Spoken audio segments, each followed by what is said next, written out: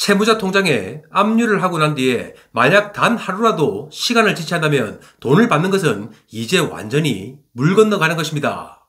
채무자 은행 계좌에 압류를 하는 채권 압류 및 추심 명령 결정문을 보면 뭐라고 적혀 있나요? 자, 지금 화면을 보면 정확하게 채권 압류 및 추심 명령 사건이라고 분명히 적혀 있습니다.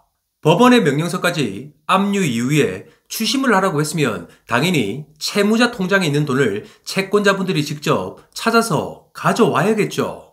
그럼에도 불구하고 압류가 되면 채무자한테서 연락이 오겠지 하면서 기다리고만 있는 채권자분들이 생각보다 많다는 것입니다. 자, 그래서 오늘 신속하게 채무자 통장에서 돈을 강제로 꺼내오는 방법과 절차를 확실하게 알려드리겠습니다. 그럼 우선 첫 번째로 압류 이후에 채무자한테서 연락이 오는 경우입니다. 구구절절한 말을 할 필요도 없이 통장 압류가 되고 나서 채무자한테서 연락이 오는 것은 다음과 같은 이유겠죠. 압류가 된 통장에 돈이 있든지 아니면 통장을 사용해야 되든지 또는 앞으로 통장을 다시 만든다고 할지라도 또 압류가 될까봐 불안해서 연락이 오는 겁니다. 자, 하지만 절대 섣불리 합의를 하면 안 된다는 것입니다. 예를 들어 얼마 전 한 채권자분 같은 경우 채무자 은행 계좌에 압류를 했었죠. 그런데 압류가 되자마자 채무자가 연락이 온 것입니다. 채무자는 채권자분에게 그동안 정말 미안했다. 내가 무슨 사기꾼도 아니고 절대 돈을 떼먹으려고 연락을 안 받은 것이 아니다. 나도 정말 좋은 관계로 가고 싶은 마음이니까 이제부터라도 매달 성실하게 100만 원씩 꼭 변제를 할게 하며 얘기를 했죠. 채권자분은 지금까지 너무 많은 마음고생을 하다 보니까 채무자가 연락을 해준 것 자체가 기분이 좋았고 또 고맙기까지 했다는 겁니다. 그렇게 해서 채무자가 매달 100만 원씩 성실히 분할 변제를 하겠다는 약속을 하고 채무자의 통장 압류를 취하해주게 되었죠. 자, 그런데 며칠 뒤 은행에서 제출한 진술채고서를 보니까 채무자 은행 계좌에 5,400만이라는 돈이 있었던 것이었습니다. 즉 채무자와 분할 변제 합의를 할 필요도 없이 그냥 채권자분이 직접 추심을 해서 돈을 찾아왔다면 벌써 사건이 끝났을 거라는 겁니다. 더욱더 심각한 건 채무자는 압류가 취하된 뒤에 즉시 통장에 있는 돈을 전부 찾아가 버렸고 또한 그 이후에 변제는 고사하고 채권자분의 연락조차 받지 않고 있다는 거죠. 위와 같은 일이 발생하지 않기 위해서는 무조건 압류가 된 통장에 잔고가 얼마나 있는지 분명히 확인을 한 후에 합의를 하든 또는 취하를 하든 해야 될 것입니다. 자, 그렇다면 두 번째로 진술채고서 신청을 당연히 해야겠죠. 진술채고서란 압류된 은행 계좌에 돈이 얼마가 있는지 그리고 다른 채권자의 경합 등 또 다른 권리관계가 있는지를 확인해서 제출하라는 내용입니다. 진술채고서의 신청 방법과 절차에 대해서는 예전 돈도 영상에 정말 자세하게 설명이 되어 있으니까 참고하시면 되겠죠.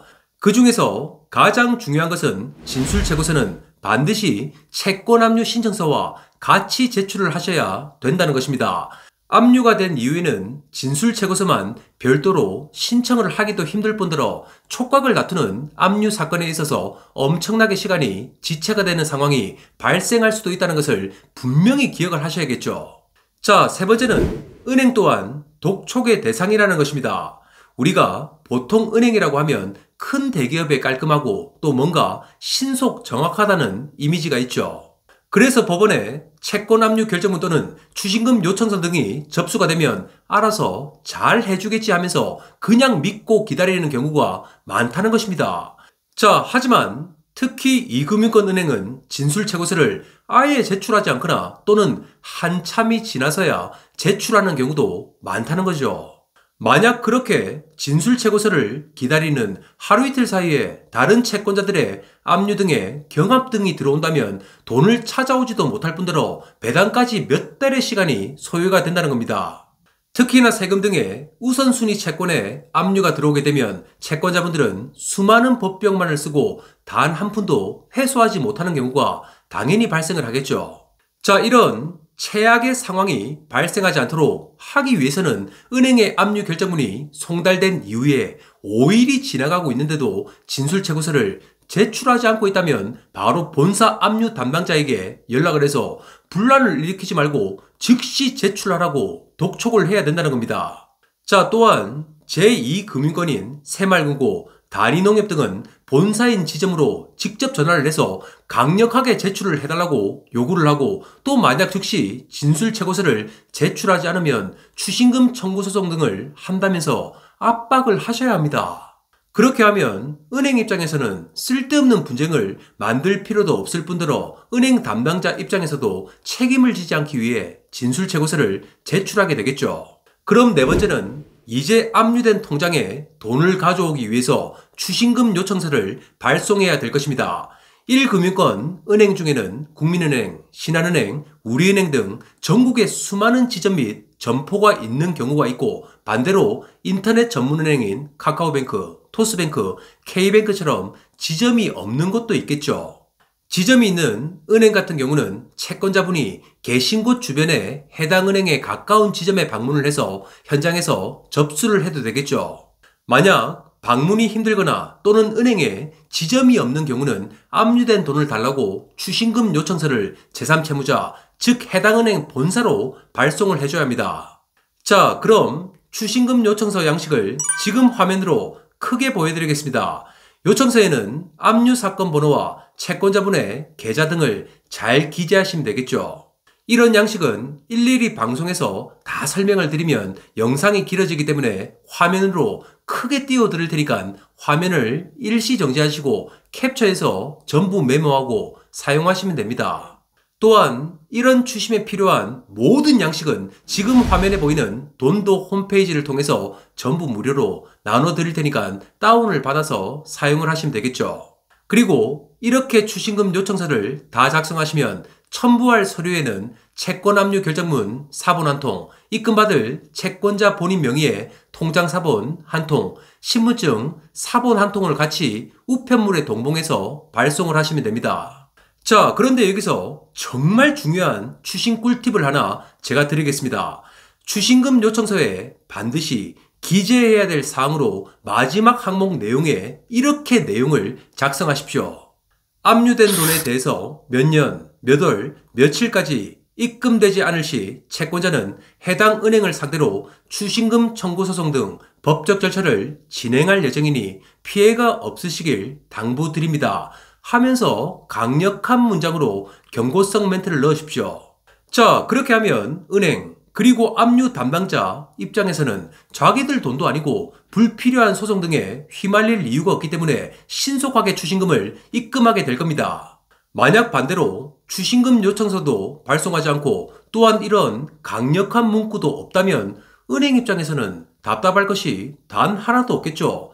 어차피 은행은 돈 장사를 하는 곳인데 예치된 금액이 그대로 있으면 얼마나 좋겠습니까? 정말 답답하고 또 하루라도 급한 것은 은행도 또 법원도 아닌 채권자 본인임을 절대 잊지 마시길 바랍니다. 자, 그렇게 추신금 요청서를 잘 발송하게 되면 통상적으로 은행에서는 3일에서 5일 안에 채권자가 신고한 계좌로 입금을 해주게 됩니다. 하지만 압류 사건 같은 경우는 단 하루의 시간이라도 빨리 앞당겨서 돈을 찾는 것이 정말 중요하다고 분명히 말씀을 드렸죠.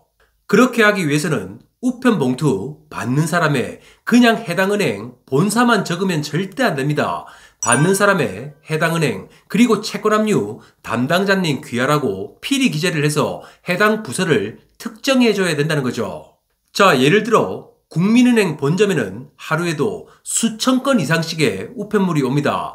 그걸 분류하고 또 확인을 해서 담당 부서로 전달하는 시간 또한 많이 걸릴 수밖에 없겠죠.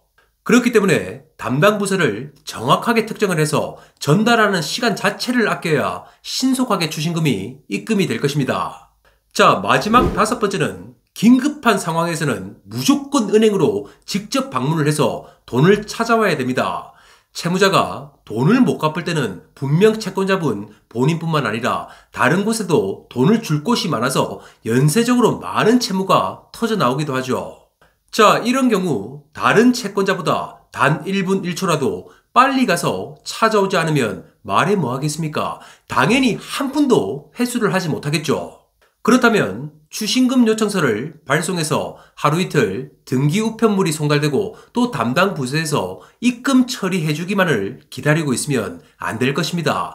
자, 그렇기 때문에 압류 이후에 귀찮고 또 바쁘더라도 1금융권 같은 경우 가까운 해당 은행 지점으로 방문을 해서 현장에서 직접 추신금 요청서를 접수하십시오.